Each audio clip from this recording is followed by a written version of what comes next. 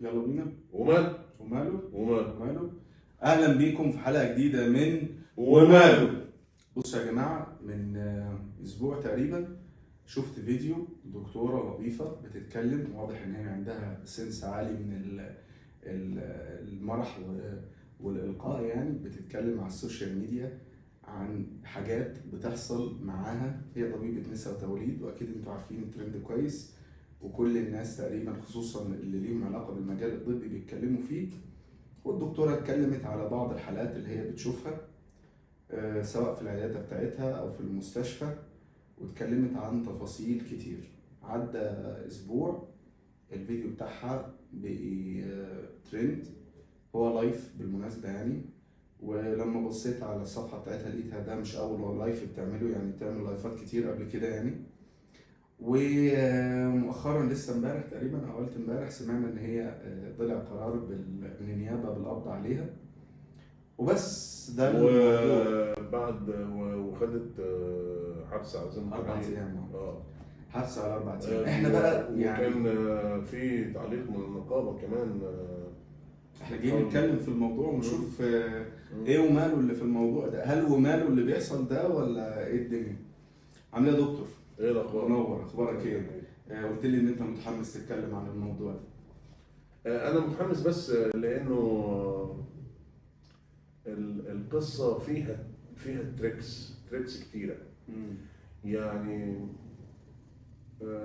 ممكن اللي احنا بنتكلمه ده مم. فجأة من غير ما انا وانت يكون عندنا قصد اصلا، مم. يركب ترند نتيجة كلمة حد شافها انها واو وجميلة وصح وممكن يركب الترند بشكل سلبي نتيجة حد شاف الكلمة اللي احنا بنقولها. وانا متهيألي من اسباب ان الفيديو ده او اللايف ده بقى ترند اختلاف الناس عليه، ان مفيش اتنين متفقين عليه حتى لو كانوا من نفس المهنة. احنا معظم اللي احنا بنتابعهم زمايلنا في العمل وناس دكاترة وناس يعني في القطاع الطبي إلى حد ما، فاحنا شايفين ان في اختلاف وجهات النظر بينهم هم، مش يعني انا حضرت مش من فيديو حد تاني. حضرته مم. اللايف جالي لانه ترند فجالي جالي. بص انا هقول لك نكته حصلت معانا شخصيا. انا اه حضرت الفيديو وعملت له لايك، تمام، ماشي. بعد كده لقيت حد انا متابعه وحد مشهور بينتقد الفيديو، رحت عملت له لايك برضو انا هو انا نفس الشخص. ايوه. فانا قلت لنفسي طب انت يا اكرم انت انت مين ايه؟ فيهم؟ يعني لو حد بص عليا لو متابعني يقول انت منين عامل لايك للفيديو ومنين عامل لايك للي بينتقد الفيديو؟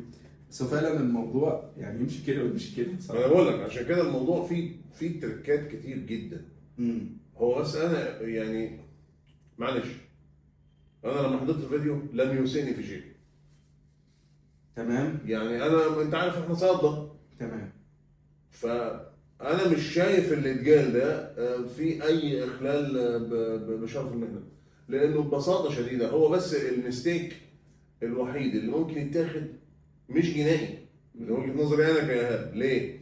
ده هو المستيك بس انه هي كانت شويه جادجمنتال، يعني هي شويه كانت بتحكم على المرض، مم. وده طبيا ده مش. هي قالت ان انا مش جادجمنتال، ما احنا هي بتقول ملناش بلسانها دعوه فعلا بس احنا مالناش بتنفذ دعوه، معلش. احنا ما بنحكمش على الناس، هي قالت كده بالحرف. لكن هو فعلا التفكير تفكير حكمي. مم. يعني انا ممكن اقول لك انا مستوى تفكيرك مش عارف ايه وبتاع، بس انا ماليش دعوه، بس انا قلت ماليش دعوه ازاي؟ ايوه. واخد بالك؟ فهو لا، هو في تفكير حكمي. خلينا احنا. نواجه الحقيقه. لكن انا شايف انه بيني وبينك يعني مم. وجهه نظر ايهاب مش لدرجه نيابه يعني. مم. هي لم تذكر اسماء، صح كده؟ المجتمع فيه اللي بيحصل ده من زمان مش من جديد، وممكن يكون فيه الأسوأ، وده ليس عيب في المجتمع المصري. ان هي بتقول مصر، احنا مش بلد تانية، لا هو بيحصل في كل البلاد بغض النظر عن الطبيعة بتاعتها. واحنا في مصر 112 مليون حاليا تقريبا، يعني اخر احنا كتير يا احصائيه. اخوانا، احنا كتير. بصوا دايما مصر فيها 112 مليون، فعلى الاقل هتلاقي مليون بشكل معين، هتلاقي مليون كويس، هتلاقي مليون وحش، هتلاقي مليون ما تتوقعش منه اي شيء. انا مش ضد انها تطلع وتتكلم خالص، وده مم. باين من رايي في الاول. مم. كويس، ومش شايف ما زلت مش شايف اي غضاضه في اللي هي جالته. انا بكلمك بصراحه، الراجل ده ممكن يبقى صادم ليك انت شخصيا، وممكن يكون صادم للناس، لكن انا عندي تحفظ، مش مش رفض للي حصل. التحفظ ده انه التفكير الحكمي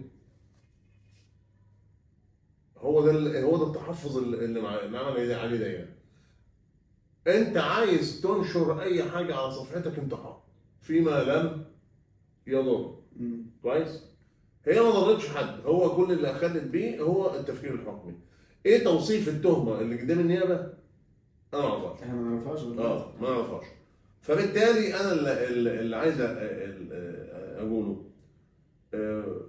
المجتمع فيه وفيه، وزي ما بيتكلم دكتور اكرم ان ال 112 مليون ما بينطبق عليهم زي اي مجتمع في العالم النظريه بتاعت باريتو اللي هي 80 20 و 20 80.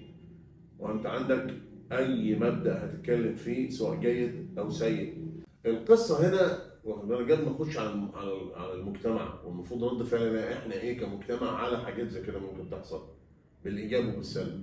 الفكره هنا انه خلي بالك اسهل حاجه في الدنيا انك انت تمسك الموبايل وتتكلم. يعني هم اتنين قاعدين بيتكلموا مع بعض في موضوع وعاملين برنامج اسمه ماله، محدش حاشنا محدش قال لنا انتوا بتعملوا وارد جدا يجي زي ما كنت بتكلم في الاول حاجه تروح عاملاها له فايرال. بالنسبه للمجتمع ولما تلاقي حاجه زي كده على السوشيال ميديا ركز في اللي تعرف تغيره. لا بس هو الموضوع برضه فيه جزء سنس. انا بالنسبه لي كان كوميدي، هو التعليقات اللي موجوده سواء على الفيديو او على الموضوع كله. يعني تلاقي واحد يقول لك، هي كانت طبعا قايله في الفيديو ان احنا لازم كل واحد يعمل DNA لاولاده وكلام زي كده، عشان ففي بعض الناس اخذت الموضوع بشكل شخصي.